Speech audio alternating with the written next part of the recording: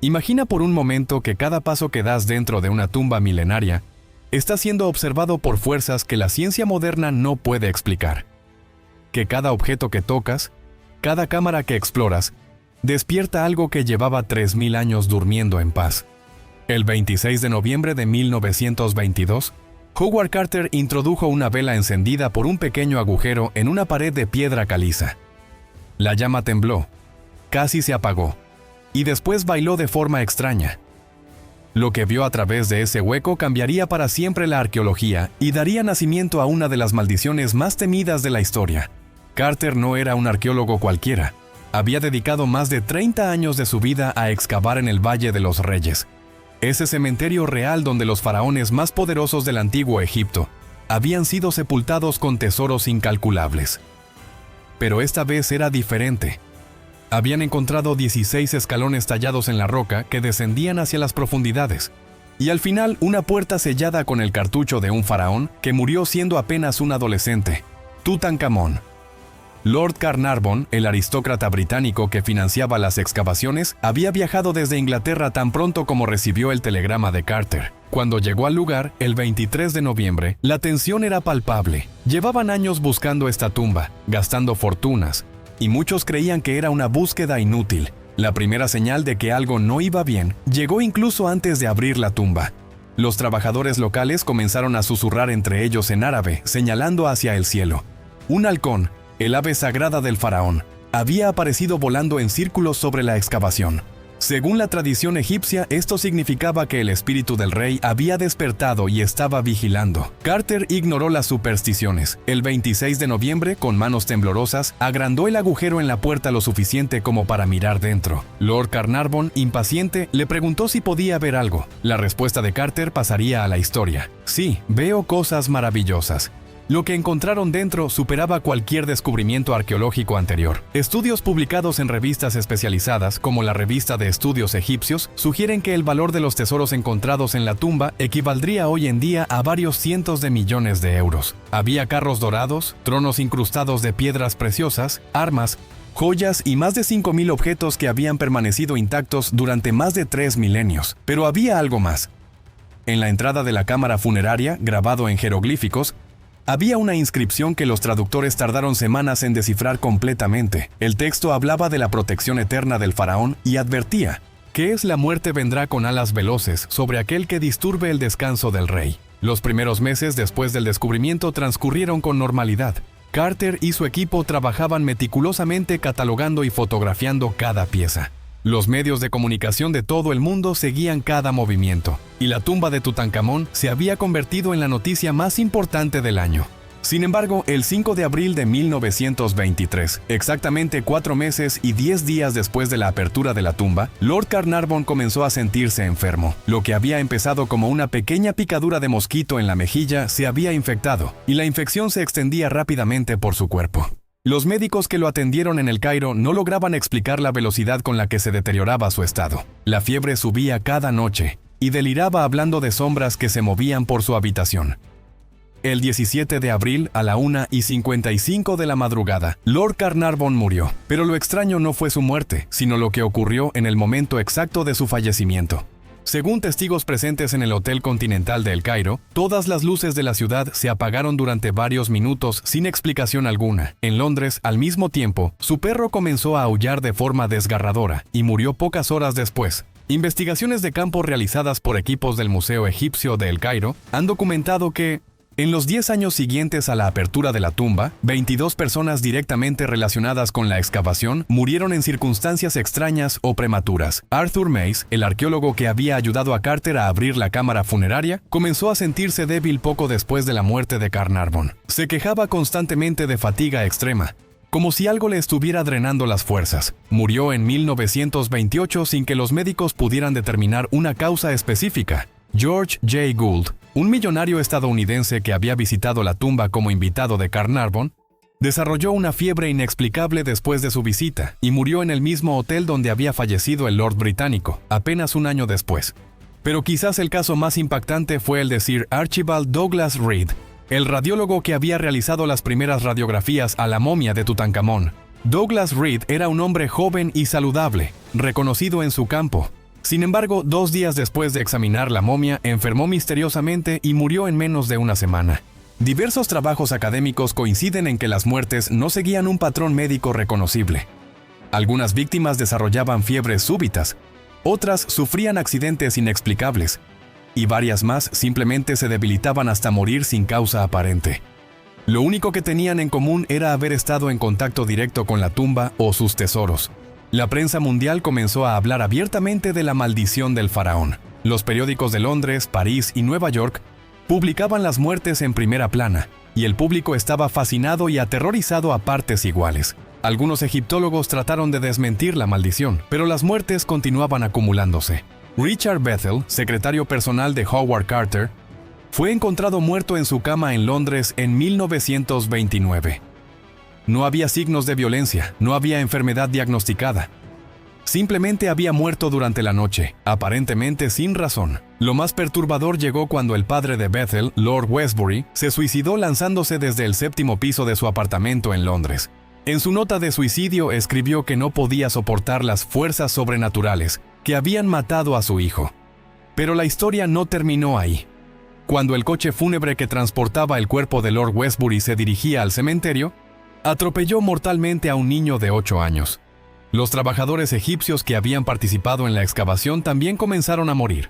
Según arqueólogos del Consejo Supremo de Antigüedades de Egipto, al menos 12 trabajadores locales murieron en circunstancias extrañas durante los 5 años posteriores al descubrimiento. Ali Kame El Fahmy, uno de los primeros en entrar a la cámara funeraria, murió después de desarrollar una parálisis progresiva que los médicos no podían explicar.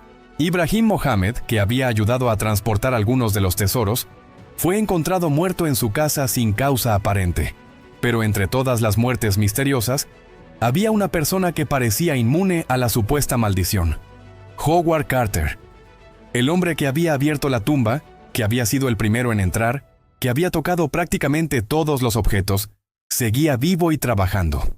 Durante años, Carter continuó su meticuloso trabajo de catalogación. Cada día entraba a la tumba, manipulaba los artefactos, fotografiaba los jeroglíficos. Si realmente existía una maldición, él debería haber sido la primera víctima. Sin embargo, vivió hasta 1939, 17 años después del descubrimiento. Esta supervivencia desconcertaba tanto a los creyentes en la maldición como a los escépticos. Algunas teorías sugerían que Carter estaba protegido porque había mostrado respeto por el faraón, tratando sus restos y tesoros con reverencia académica en lugar de como simple botín. Otros creían que su supervivencia era prueba de que las muertes eran meras coincidencias. Sin embargo, estudios recientes han revelado detalles que complican esta teoría. Análisis realizados por investigadores independientes han encontrado que Carter sufrió durante sus últimos años de depresión severa, pesadillas recurrentes y episodios de paranoia. En sus diarios privados, descubiertos décadas después de su muerte, escribía sobre presencias que sentía mientras trabajaba en la tumba. La ciencia moderna ha intentado explicar las muertes desde perspectivas racionales. Algunos egiptólogos, basándose en análisis toxicológicos, proponen que las muertes podrían deberse a esporas de hongos antiguos liberadas al abrir la tumba. Estos microorganismos, preservados durante milenios, podrían haber causado infecciones mortales en personas con sistemas inmunológicos comprometidos. Otras teorías científicas apuntan a la posible presencia de gases tóxicos acumulados durante siglos en la tumba sellada. Los análisis químicos realizados en tumbas similares han detectado niveles peligrosos de amoníaco y sulfuro de hidrógeno, que podrían explicar algunos de los síntomas reportados por las víctimas. Pero estas explicaciones racionales se enfrentan a un problema. Muchas de las muertes ocurrieron meses o incluso años después de la exposición inicial, y afectaron a personas que solo habían estado brevemente en la tumba. Además, algunas víctimas nunca llegaron a entrar físicamente en la tumba, sino que solo habían estado en contacto con objetos extraídos de ella. El caso más desconcertante es el de Sir Arthur Conan Doyle, el creador de Sherlock Holmes, quien visitó la exhibición de tesoros de Tutankamón en Londres. Doyle, que era un firme creyente en lo sobrenatural, escribió extensamente sobre la maldición. Pocas semanas después de su visita a la exhibición, desarrolló una enfermedad cardíaca súbita y murió. Hay registros iconográficos que apuntan a que Doyle había fotografiado específicamente la máscara funeraria, tocándola con sus propias manos durante la visita privada. Los diarios privados de Doyle, conservados en la Biblioteca Británica, revelan detalles escalofriantes sobre su experiencia en aquella exhibición londinense. Describía una sensación de frío extremo que recorrió su cuerpo al tocar la máscara dorada, y la extraña impresión de que algo lo estaba observando desde dentro del oro. Su esposa, Jean Conan Doyle, escribió posteriormente que su marido había comenzado a sufrir pesadillas recurrentes donde veía a un joven faraón egipcio caminando por los pasillos de su casa en Sussex. Pero la historia de la maldición no se limitaba únicamente a quienes habían estado físicamente cerca de los tesoros. Existe un patrón perturbador que afectó incluso a personas que solo habían estudiado fotografías de los objetos encontrados en la tumba.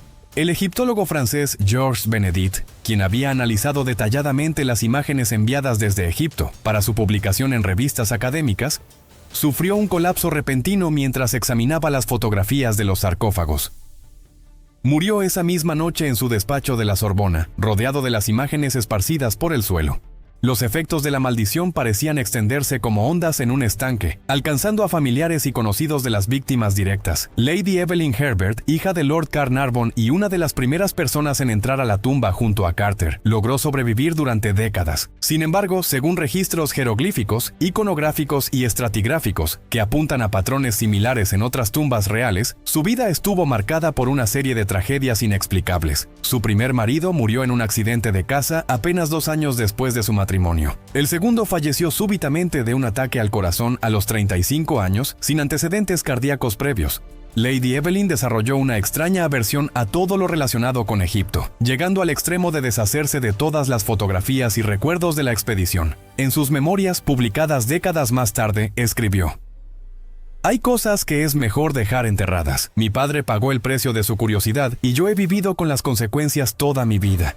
Investigaciones de campo realizadas por equipos del Museo Egipcio de El Cairo y de universidades internacionales han documentado que la influencia de la maldición alcanzó incluso a los museos donde se exhibían los tesoros. El Museo Metropolitano de Nueva York, que había recibido varias piezas como parte de un intercambio cultural, comenzó a experimentar una serie de incidentes inexplicables. Los guardias de seguridad nocturna reportaban constantemente ruidos extraños provenientes de la sala egipcia, como si alguien caminara entre las vitrinas. Las cámaras de seguridad captaron en varias ocasiones fluctuaciones de temperatura extremas cerca de los objetos de Tutankamón, llegando a registrar descensos de hasta 15 grados centígrados en cuestión de minutos, sin explicación técnica posible. Pero lo más perturbador ocurrió con los conservadores que trabajaban directamente con las piezas. Martha Bell, la restauradora encargada de mantener los objetos de oro, comenzó a sufrir episodios de sonambulismo después de 3 meses de trabajo. Sus colegas la encontraban por las mañanas dormida frente a las vitrinas, como si hubiera pasado la noche observando los tesoros. Los episodios se intensificaron hasta que una noche fue hallada en el interior de la sala, con las vitrinas abiertas y varios objetos en sus manos, sin recordar cómo había llegado allí. Martha renunció a su puesto poco después y se mudó al otro extremo del país. En una carta dirigida al director del museo, explicaba que no podía continuar trabajando con objetos que parecían tener vida propia. Desarrolló una fobia severa hacia cualquier cosa relacionada con el antiguo Egipto, y murió en 1956, exactamente 33 años después del descubrimiento de la tumba.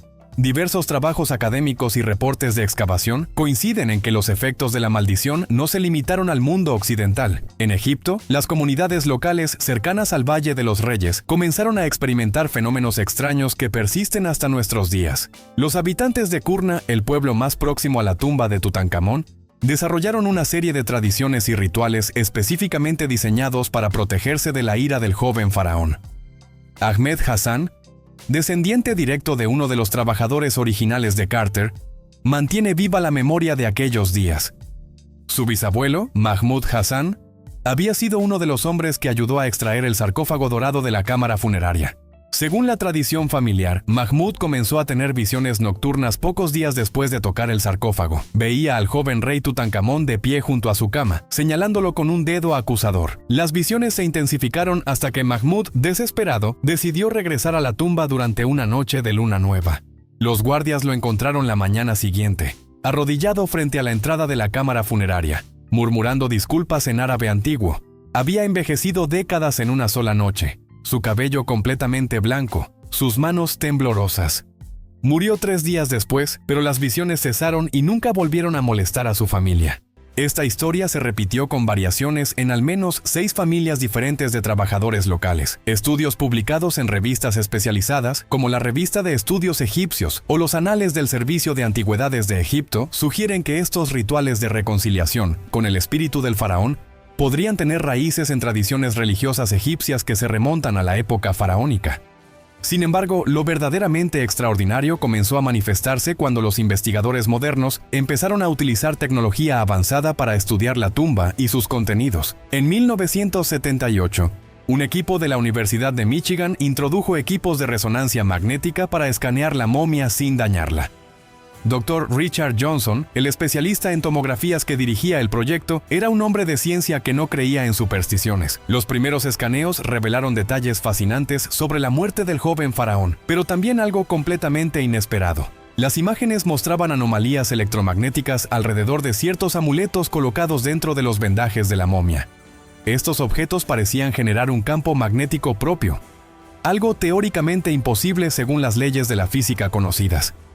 El Dr. Johnson decidió realizar escaneos más profundos, trabajando durante 3 noches consecutivas en la tumba. La tercera noche, los equipos comenzaron a funcionar de manera errática. Las computadoras se reiniciaban solas, las lecturas electromagnéticas fluctuaban salvajemente y en varias ocasiones, las pantallas mostraron imágenes que no correspondían con lo que estaban escaneando. En una grabación de audio preservada en los archivos de la Universidad de Michigan, se puede escuchar al Dr. Johnson describiendo lo que veía en tiempo real. Las lecturas no tienen sentido. Es como si algo estuviera interfiriendo activamente con nuestros equipos. Esperen, en la pantalla aparece. Esto es imposible. La imagen muestra una figura humana de pie junto a la momia, pero no hay nadie más aquí. El Dr. Johnson abandonó el proyecto esa misma noche. En su informe oficial, achacó los fallos técnicos a interferencias electromagnéticas naturales del subsuelo. Sin embargo, en una entrevista concedida años más tarde a una revista de parapsicología, admitió que había experimentado fenómenos que desafiaban cualquier explicación científica racional. Los equipos utilizados en aquel proyecto fueron posteriormente examinados por técnicos especializados. Todos funcionaban perfectamente fuera de la tumba, pero desarrollaban las mismas anomalías cada vez que se utilizaban cerca de la momia de Tutankamón. Este patrón se repitió con equipos de diferentes fabricantes y tecnologías, sugiriendo que el problema no era técnico, sino relacionado con el entorno específico de la tumba. La versión popular cuenta que el propio espíritu de Tutankamón protege activamente su descanso eterno. Científicamente, sin embargo, no hay consenso sobre qué podría causar estas interferencias electromagnéticas sistemáticas. Existen teorías alternativas, defendidas por investigadores independientes, que interpretan estos fenómenos como evidencia de que los antiguos egipcios poseían conocimientos sobre campos electromagnéticos que la ciencia moderna aún no comprende completamente. Algunos egiptólogos, basándose en dataciones por radiocarbono y análisis cerámico, proponen que ciertos amuletos encontrados en la tumba contienen materiales o composiciones que podrían generar campos electromagnéticos naturales bajo condiciones específicas. Esta hipótesis explicaría tanto las interferencias con equipos modernos como algunos de los efectos fisiológicos reportados por las víctimas de la supuesta maldición. En la década de los 90, un equipo japonés de la Universidad de Waseda introdujo robots especializados para explorar áreas de la tumba que aún no habían sido completamente investigadas. Los robots, diseñados para operar en condiciones extremas, funcionaron normalmente durante las primeras horas. Sin embargo, a medida que se adentraban en las cámaras más profundas, comenzaron a experimentar fallos sistemáticos. Las cámaras de los robots captaron imágenes extraordinarias antes de dejar de funcionar completamente. En varias grabaciones se pueden observar sombras que se mueven independientemente de cualquier fuente de luz. Y en una secuencia particularmente inquietante, la imagen muestra lo que parece ser una figura humana translúcida observando directamente a la cámara. El profesor Hiroshi Takahashi, quien dirigía la expedición japonesa, describió la experiencia como profundamente perturbadora. Según sus declaraciones posteriores, los robots no solo dejaron de funcionar, sino que algunos comenzaron a moverse de forma autónoma, como si fueran controlados por una inteligencia externa. Uno de los robots fue encontrado en una posición imposible dentro de la cámara funeraria, orientado hacia la momia en lo que parecía una actitud de reverencia. La expedición japonesa fue suspendida después de que 3 miembros del equipo técnico desarrollaron síntomas similares a los reportados por las víctimas originales de la maldición: fatiga extrema, pesadillas recurrentes y una sensación persistente de ser observados. Los 3 técnicos regresaron a Japón inmediatamente y 2 de ellos murieron en circunstancias extrañas durante los 5 años siguientes. Pero quizás el fenómeno más extraordinario documentado en tiempos recientes ocurrió durante la preparación de una nueva exhibición de los tesoros de Tutankamón que iba a recorrer varios museos europeos. El transporte de las piezas desde El Cairo hasta Londres requería medidas de seguridad extraordinarias, incluyendo escolta militar y seguimiento por satélite. Durante el vuelo, la aeronave experimentó una serie de fallos técnicos inexplicables. Los sistemas de navegación dejaron de funcionar durante varias horas. Las comunicaciones por radio se interrumpieron repetidamente, y la tripulación reportó fluctuaciones extremas de temperatura en la cabina de carga donde se transportaban los tesoros. El capitán James Morrison, un piloto veterano con más de 20 años de experiencia, describió el vuelo como el más extraño de mi carrera. Según su testimonio, en cierto momento durante el vuelo nocturno sobre el Mediterráneo, los instrumentos indicaron la presencia de otra aeronave volando en formación paralela, a pesar de que las ventanas mostraban un cielo completamente vacío. Cuando el avión finalmente aterrizó en Londres, los técnicos descubrieron que varios instrumentos habían registrado lecturas electromagnéticas anómalas durante todo el trayecto. Más perturbador aún, las grabaciones de audio de la cabina captaron durante varias horas lo que parecían ser susurros en un idioma desconocido, posiblemente egipcio antiguo.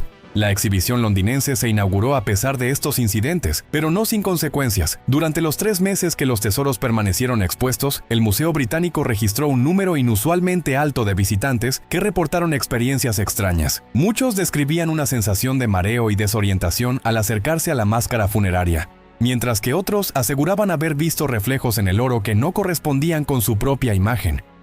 Sarah Williams, conservadora del museo, mantuvo un registro detallado de estos incidentes. En total, documentó más de 200 casos de visitantes que experimentaron algún tipo de fenómeno anómalo durante su visita. Los síntomas más comunes incluían náuseas súbitas, sensación de frío extremo y la percepción de estar siendo observados por una presencia invisible. Pero el incidente más impactante involucró a un grupo de estudiantes de egiptología de Oxford que visitaron la exhibición como parte de sus estudios. Uno de los estudiantes, Marcus Thompson, se separó del grupo y pasó casi 1 hora observando la máscara funeraria en silencio. Sus compañeros lo encontraron inmóvil frente a la vitrina, con las pupilas dilatadas y murmurando en lo que posteriormente se identificó como egipcio medio, un dialecto que él no había estudiado nunca. Marcus fue hospitalizado durante 3 días, sin recordar nada de lo ocurrido durante esa hora. Los médicos no encontraron causa médica para su estado, pero las grabaciones de seguridad del museo mostraron algo extraordinario. Durante los minutos previos a su colapso, las luces alrededor de la vitrina de Tutankamón parpadeaban siguiendo un patrón específico, como si respondieran a algún tipo de código. Tras su recuperación, Marcus abandonó sus estudios de egiptología y se trasladó a Escocia, donde vive como ermitaño.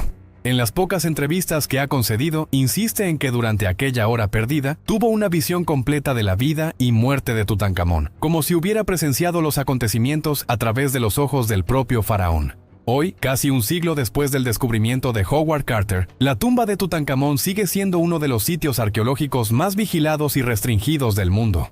Las autoridades egipcias han implementado protocolos específicos para cualquier trabajo que se realice en su interior, incluyendo rituales tradicionales de protección que los trabajadores locales insisten en realizar antes de entrar.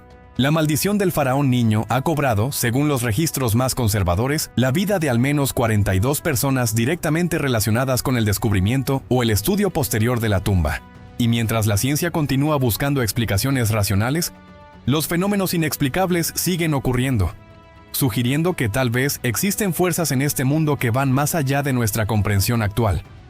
La próxima vez que veas la imagen dorada de Tutankamón, recuerda que no estás simplemente observando un artefacto histórico.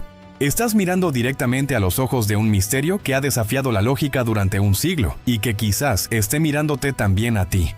En los últimos años, la maldición ha encontrado nuevas formas de manifestarse que desafían cualquier explicación convencional. La era digital ha abierto puertas que nadie esperaba, convirtiendo la antigua amenaza en algo completamente moderno.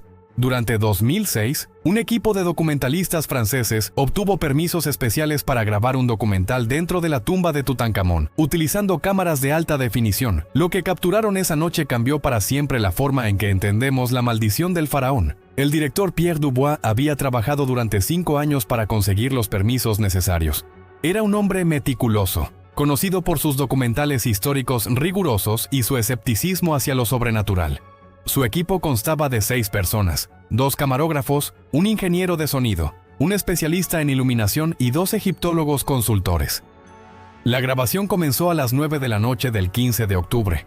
Las primeras 4 horas transcurrieron sin incidentes, capturando imágenes espectaculares de la cámara funeraria y los tesoros aún conservados in situ. Pero a la 1:30 de la madrugada, algo extraordinario comenzó a suceder. Las cámaras empezaron a registrar anomalías visuales que el ojo humano no podía percibir. En la grabación se pueden observar orbes de luz que se mueven de forma inteligente por la cámara, siguiendo patrones específicos alrededor del sarcófago. Más inquietante aún, en varias secuencias aparecen sombras humanas proyectadas en las paredes, a pesar de que no había nada que pudiera generarlas. El ingeniero de sonido, Marcel Fontaine, captó durante toda la noche frecuencias de audio que normalmente son inaudibles para el oído humano. Cuando estas grabaciones fueron procesadas y ralentizadas en laboratorios especializados de París, revelaron lo que parecían ser susurros en egipcio antiguo. Los egiptólogos que analizaron las grabaciones identificaron palabras relacionadas con protección, venganza y eternidad. Pero lo verdaderamente perturbador ocurrió cuando el equipo revisó el material grabado de vuelta en Francia. En múltiples secuencias, las cámaras habían captado una 7ª figura en la tumba, siempre ubicada cerca del sarcófago. La figura era translúcida y parecía observar directamente al equipo de filmación, siguiendo sus movimientos con la cabeza.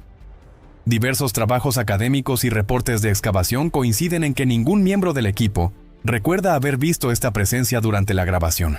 Sin embargo, está claramente visible en más de 40 minutos de metraje, apareciendo y desapareciendo de forma inexplicable. Pierre Dubois nunca llegó a completar su documental. 3 semanas después de regresar de Egipto, comenzó a sufrir episodios de pánico severo cada vez que intentaba editar el material. Describía una sensación abrumadora de estar siendo observado desde dentro de las pantallas. El proyecto fue abandonado definitivamente cuando Dubois sufrió un colapso nervioso completo, mientras trabajaba solo en su estudio una noche. El material grabado permaneció archivado hasta 2012, cuando fue descubierto por investigadores de la Universidad de la Sorbona durante un estudio sobre fenómenos paranormales documentados. Las grabaciones fueron sometidas a análisis técnicos exhaustivos para descartar manipulación digital o errores de equipo. Los resultados fueron concluyentes. Las imágenes y sonidos capturados no habían sido alterados de ninguna forma, y los equipos utilizados funcionaban perfectamente. No existía explicación técnica para las anomalías registradas. Más inquietante aún, cuando los investigadores intentaron digitalizar completamente las grabaciones para su conservación, descubrieron que ciertos segmentos se corrompían sistemáticamente sin razón aparente. Investigaciones de campo realizadas por equipos del Museo Egipcio de El Cairo y de universidades internacionales han documentado que estos fenómenos se han intensificado con el paso del tiempo. La tumba de Tutankamón parece haber desarrollado una especie de memoria que reacciona de forma cada vez más activa a la presencia humana. En 2018, un grupo de investigadores del Instituto Tecnológico de Massachusetts introdujo sensores de última generación para monitorear la tumba durante un periodo de 6 meses consecutivos. Los sensores medían temperatura, humedad, campos electromagnéticos, radiación y actividad sísmica microscópica las 24 horas del día. Los datos recopilados revelaron patrones extraordinarios. Cada noche, exactamente a la 1:55 de la madrugada, la misma hora en que había muerto Lord Carnarvon, se registraban picos de actividad electromagnética que duraban precisamente 17 minutos. Durante estos episodios, la temperatura descendía entre 8 y 12 grados centígrados y los sensores detectaban vibraciones que no correspondían a ninguna fuente geológica conocida. Pero el descubrimiento más perturbador llegó cuando los investigadores analizaron los patrones de las vibraciones registradas. Utilizando software de reconocimiento de patrones, descubrieron que las vibraciones seguían ritmos específicos que coincidían con antiguos cánticos funerarios egipcios. Era como si la propia tumba estuviera cantando los rituales de protección del faraón cada noche. El Dr. Sarah Chen, geofísica especializada en anomalías electromagnéticas, dirigió el proyecto del MIT. Según sus declaraciones posteriores, los datos recopilados desafiaban todas las leyes conocidas de la física. Estábamos registrando fenómenos que simplemente no deberían existir, explicó en una conferencia privada. Era como si la tumba tuviera una especie de sistema nervioso propio, respondiendo a estímulos externos de forma inteligente. El proyecto fue suspendido abruptamente cuando varios sensores comenzaron a fallar de forma simultánea, siempre durante los picos de actividad nocturna. Cuando los técnicos intentaron reemplazar los equipos dañados, descubrieron que habían sido afectados por un tipo de corrosión que no correspondía a ningún proceso químico conocido. Mientras tanto, las comunidades locales del Valle de los Reyes habían desarrollado una comprensión completamente diferente de estos fenómenos. Para ellos, la tumba de Tutankamón se había convertido en algo más que un sitio arqueológico. Era un lugar donde el mundo de los vivos y el de los muertos se tocaban de forma tangible. Fátima al-Rashid, una anciana de 83 años cuya familia ha vivido en la región durante generaciones, mantiene tradiciones orales que nunca han sido registradas por los académicos occidentales. Según sus relatos, transmitidos de madre a hija durante décadas, el espíritu de Tutankamón no busca venganza, sino reconocimiento. El joven rey murió sin haber completado su destino, explica Fátima en árabe dialectal local. Su alma permanece inquieta porque fue apartado del mundo demasiado pronto. Los que mueren por la maldición no son víctimas de su ira, sino sacrificios necesarios para que él pueda encontrar paz en el más allá.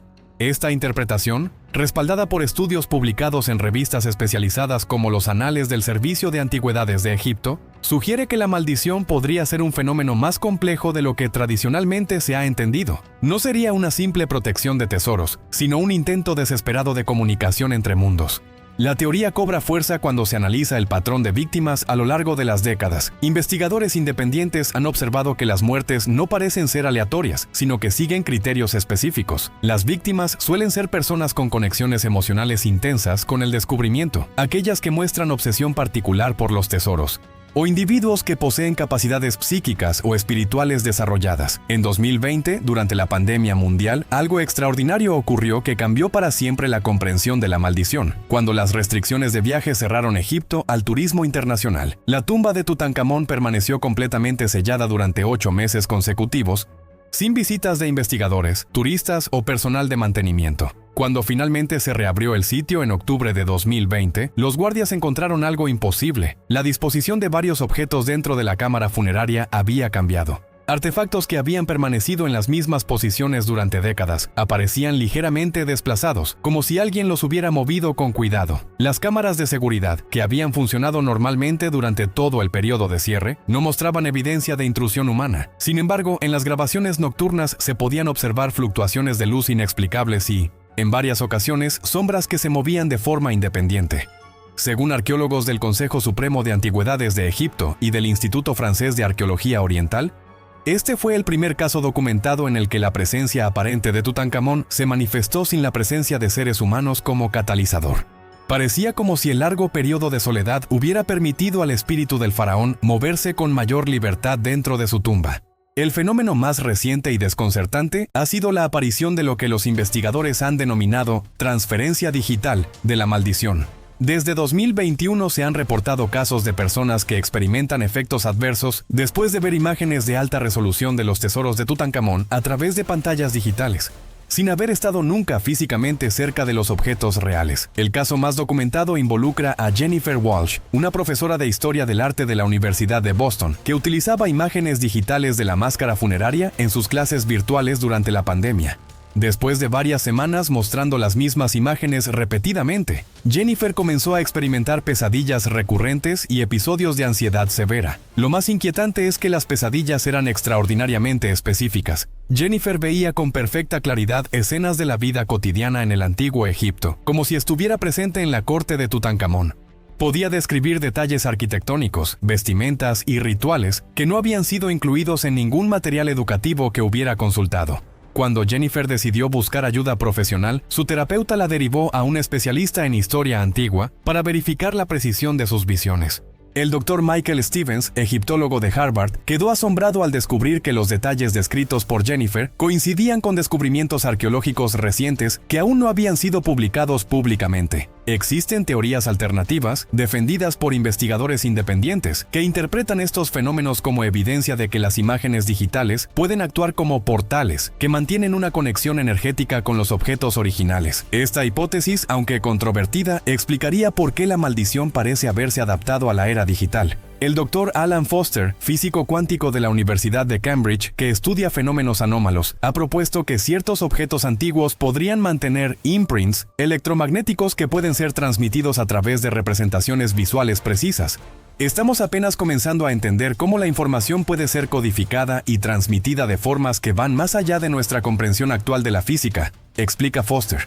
Lo que hace estas teorías aún más intrigantes es que varios casos de transferencia digital han sido reportados exclusivamente con imágenes de los tesoros de Tutankamón, no con fotografías de otros artefactos egipcios de periodos similares. Esto sugiere que existe algo único en los objetos específicos encontrados en su tumba. Estudios publicados en revistas especializadas como la Revista de Estudios Egipcios sugieren que la juventud de Tutankamón al momento de su muerte podría ser un factor crucial. En las creencias egipcias antiguas, aquellos que morían jóvenes conservaban una energía vital más intensa en el más allá, lo que podría explicar la particular potencia de su presencia espiritual. La última investigación oficial realizada en la tumba tuvo lugar en 2023, cuando un equipo internacional intentó crear un mapa tridimensional completo utilizando tecnología láser de última generación. El proyecto, que debería haber tomado solo 3 días, fue abandonado después de que los equipos comenzaran a proyectar hologramas de figuras humanas que no correspondían con ninguna programación. Los técnicos describieron haber visto, proyectadas por sus propios equipos, imágenes holográficas de un joven vestido con atuendos reales egipcios que parecía caminar por la tumba observando el trabajo. Las imágenes aparecían de forma espontánea y desaparecían cuando intentaban grabarlas con otros dispositivos. El proyecto fue cancelado definitivamente cuando el joven holográfico apareció directamente frente a uno de los técnicos y pareció intentar comunicarse, moviendo los labios de forma que sugería que estaba hablando, aunque no se registraba sonido alguno. Hoy, mientras escuchas esta historia, la tumba de Tutankamón permanece cerrada al público general, accesible únicamente para investigaciones extremadamente limitadas y controladas. Las autoridades egipcias han implementado protocolos que incluyen rituales tradicionales de protección, pero también medidas de seguridad tecnológicas avanzadas para monitorear cualquier anomalía. La maldición del faraón niño ha evolucionado, adaptándose a nuestro mundo moderno de formas que nadie podría haber previsto. Ya no se limita a aquellos que profanan físicamente su tumba, sino que parece haber encontrado formas de extender su influencia a través de las mismas tecnologías que creíamos nos protegerían de lo sobrenatural. Y aquí está el detalle más escalofriante de todos. Cada persona que ha escuchado esta historia completa, que ha visualizado mentalmente las imágenes descritas de la máscara dorada, y se ha conectado emocionalmente con la presencia de Tutankamón, podría haber establecido ya esa misteriosa conexión. La maldición, después de todo, siempre ha sido sobre atención, fascinación y el acto mismo de despertar lo que debería permanecer en eterno descanso.